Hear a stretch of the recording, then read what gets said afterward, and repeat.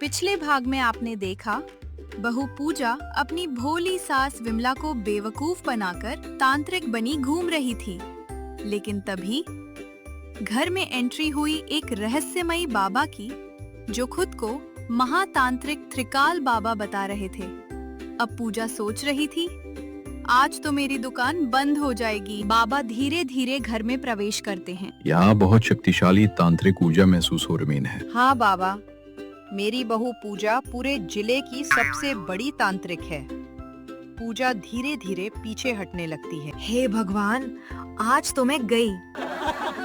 अगर तुम सच्ची तांत्रिक हो तो मेरी शक्ति पहचानो। पूजा तुरंत आंखें बंद कर नाटक शुरू करती है। आपको बहुत भूख लगी है। अरे ये कैसे पता? तांत्रिक शक्ति। उसी समय बाबा के पेट से गुडर की आवाज आती है। सब हंसने लगते हैं। अरे ये तांत्रिक शक्ति नहीं, खाली पेट की शक्ति है। कमला चाची को अब पूरा शक हो चुका था कि दोनों में से कोई न कोई नकली जरूर है। कमला धीरे धीरे बाबा की झोली में झांकती हैं। अंदर क्या था?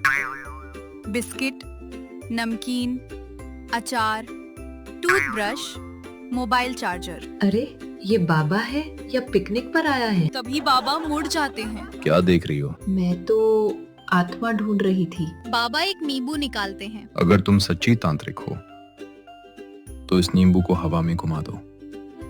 पूजा मुस्कुराती है। वह धीरे से रमेश को आंख मारती है। रमेश टेबल के नीचे जाकर पंखा ऑन कर देता है। नींबू लुढ़कने लगता है। अरे वाह, नींबू अपने आप चल रहा है। अरे बहन, पंखा भी तो चल रहा है। रमेश धीरे से पंखा बंद कर देता है। नींबू वहीं रुक जाता है। देखा, बहू ने रोक भी दिया। बाबा रमेश को बुलाते हैं। बेटा, तुम्हारे ऊपर काला साया है। रमेश डर जाता है। क्या? बाबा उसके पीछे देखते हैं। बहुत बड़ा काला साया। रमेश पीछे मुड़कर देखता है।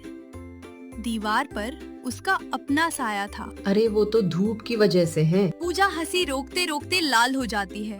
विमला पूछती है, बाबा, भूत भगाने का सबसे आसान उपाय? बाबा गंभीर होकर बोलते हैं, रोज सुबह खाली पेट 1 किलो जलेबी खाओ। इतनी सारी? भूत मीठा देखकर भाग जाता है। या फिर डायबिटीज आ जाती है?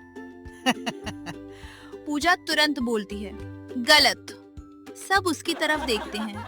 असल तांत्रिक लोग जलेबी नहीं, गर्मा गर्म समोसे खाते हैं। और साथ में हरी चटनी भी। चलो, तांत्रिक मुकाबला होगा।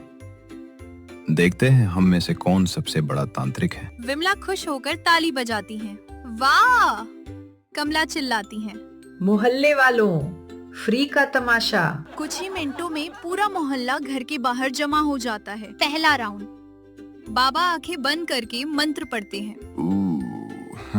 पूजा भी आंखें बंद करती है। स्विगी, जोमैटो, पिज्जा, स्वाहा। उसी समय टिंग डोंग, डोरबेल बजती है।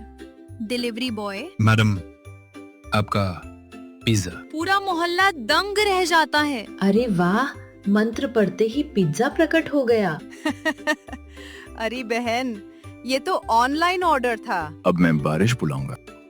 वे मंत्र पढ़ते हैं। बारिश नहीं होती। तभी ऊपर वाली मंजिल से कोई बाल्टी का पानी गिरा देता है। सब भीग जाते हैं। जय हो बाबा की। ऊपर से आवाज आती है, अरे माफ करना, मैं बालकनी धो रही थी। पूरा मोहल्ला ठहाके मारकर हंस पड़ता है। कमला चाची को अचानक बाबा की नकली दाढ़ी का एक कोना उखड़ता हुआ दिखाई देता है। वो धीरे धीरे आगे बढ़ती हैं और दाढ़ी खींच देती हैं। दाढ़ी हाथ में आ जाती है। पूरा घर सन। अरे ये तो नकली दाढ़ी है। बाबा घबरा जाते हैं। वो असली दाढ़ी ढूंढने गई है। सब जोर जोर से हंसने लगते हैं। लेकिन तभी पूजा की नजर बाबा के बैग पर पड़ती है, जिसमें एक और नकली दाढ़ी, 3 विग और 5 अलग अलग रंग के चोगे रखे होते हैं। अब पूजा समझ चुकी थी, ये बाबा भी उतने ही नकली हैं जितनी उसकी तांत्रिक विद्या। लेकिन दोनों में से पहले किसकी पोल खुलेगी? और क्या भोली विमला जी को आखिर सच्चाई पता चल जाएगी? जानिए अगले भाग में।